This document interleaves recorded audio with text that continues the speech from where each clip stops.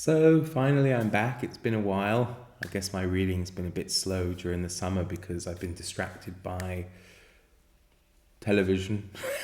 I don't usually watch a lot, but for some reason, as I'm on summer holidays, I've been watching quite a few things and binge watching a few series and trashy reality television. But I think sometimes we need that in our lives. Bookmark shop, your one-stop shop for nonfiction freaks. But anyway, hello and welcome back to my channel, The Bookmark, with me, Mark. And I have another book chat for you today because I recently finally finished something that I can talk about, which is great. And that is Very Bad People by Patrick Alley. And it was a very, very, very eye-opening, shocking, and I think essential read for all of us. So I don't know if you ever wonder about how the world works and in terms of corruption and how corruption affects all of us and our governments and things like that. But I do from time to time when I'm not watching trashy reality television and things like that. But I do wonder how these kind of shadowy networks and things operate, and they seem to operate in plain sight and sometimes even, and very often actually, rather than sometimes, under the protection of those in power. I never really realized how the huge scale and complexity of this until I read this book, Very Bad People by Patrick Alley. And it really opened my eyes in a way I suppose few books ever have with regards to that particular nefarious those particular nefarious goings-ons that seem to be happening all around us, and how even a lot of our own countries, which we like to think are above that kind of thing, are complicit, and maybe even the roles that corporations seem to play in formulating government policy, both domestic and international.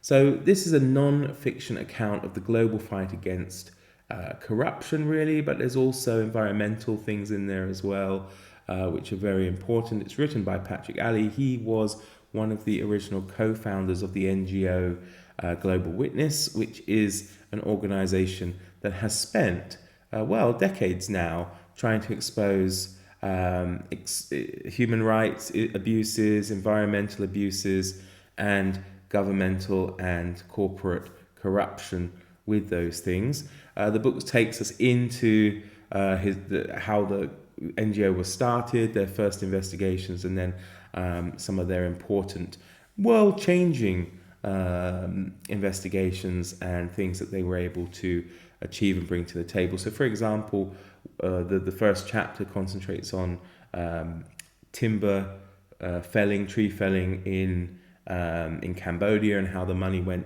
raised from that went to help finance the Khmer Rouge as they were kind of in hiding on the Thai-Cambodian border, and allowed their atrocities, if you like, to be continued after they had fallen from power, and because of course it gave them an income which, without that industry they would not have had.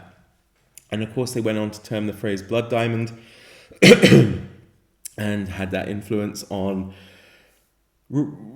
regulating, or at least trying to control the sales of so-called blood diamonds, and that's kind of reflected in that film that came out a few years ago with Leonardo DiCaprio, called Blood Diamond as well. So it's mostly, of course, focusing on blood diamonds, conflict diamonds in Africa, and how again these natural resources that the West are so hungry for go on to fuel conflict in other parts of the world, and of course lead to the deaths of millions of people ultimately, which is shocking, really. And this book really explains it very well.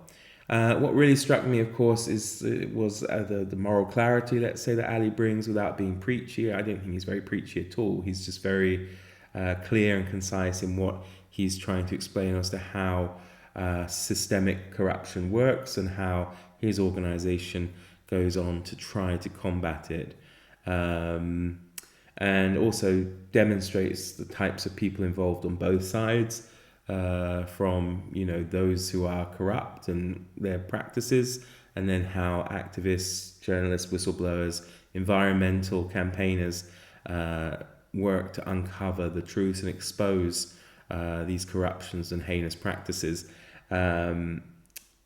Even when it comes to them, losing their lives over it, which also is very shocking. I had no idea so many environmental campaigners around the world, particularly in, I think Brazil was at the time that he was writing the most dangerous place to be an environmental campaigner, with shocking number of deaths, more than one a week, of people being basically murdered to keep them quiet so people could continue to fell trees and in the Amazon rainforest and stuff. It's absolutely mind-blowing, mind-boggling, really. So, yeah, I mean, some of the themes he touches on, of course, is the complicity of Western institutions in global corruption, the courage of these whistleblowers and activists, how natural resources basically have been, are so exploited and are just more valuable than the lives of human beings, which is just terrible, really, when you really look at it.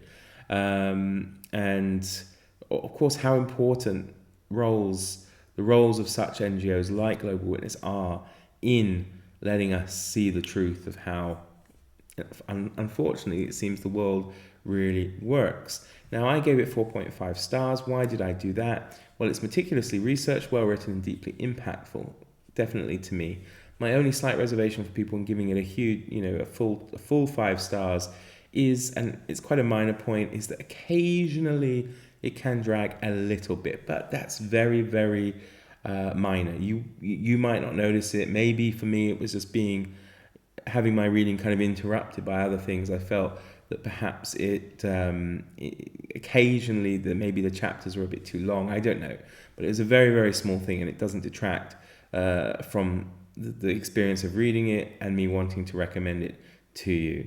So please give it a go. I think you'll have your eyes opened, that's for sure.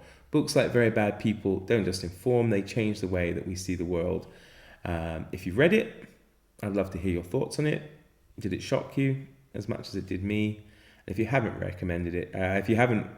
it yet, then I do highly recommend you picking it up. There is a sequel called Terrible People, I believe is the title, also by Patrick Alley, which I hope to get to at some point later this year. So let me know in the comments your thoughts, and either on the book or this issue in general, because I love to have some kind of discussion, although with currently 5 subscribers and